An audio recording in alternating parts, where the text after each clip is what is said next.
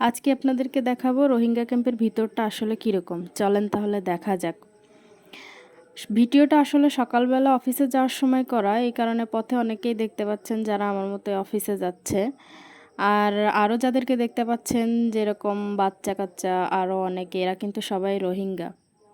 আশেপাশে অনেক স্টল দেখতে পাচ্ছেন, এগুলো কিন্তু ওদেরই স্টল। ওরাই নিজেরা এভাবে করে পুরা ক্যাম্পের ভিতরেই স্টল দিয়ে রেখেছে। এখানে বিভিন্ন ধরনের স্টল আপনি পাবেন, জামা কাপড় থেকে শুরু করে ওদের নিত্য প্রয়োজনীয় যে কোনো জিনিস, হোটেল থেকে শুরু করে সব কিছুর স্টলই এখানে আপনি ভিতরেই পেয়ে যাবেন। আর এই যে রোড সাইডে যে ঘরগুলো দেখতে পাচ্ছেন, এগুলো কিন্তু ওদেরই ঘর, ওদেরকেই করে দেওয়া হয়েছে বিভিন্ন এনজিও থেকে, আমাদের গভর্নমেন্ট থেকে ওদেরকেই ঘরগুলো করে দেওয়া হয়েছে। এছাড়া সামনে দেখেন একটা লোককে দেখতে পাচ্ছি, চাচা এখানে চাটাই বানাইতেছে।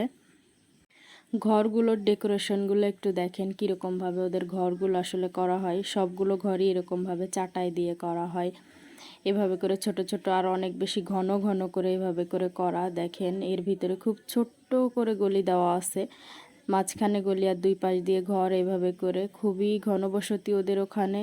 আর এক ঘরের ভিতরে ওদের তো পোলাপান অনেক বেশি, ছেলে মেয়ে অনেক বেশি, এক ঘরের ভিতরে ওরা অনেকে বাস করে।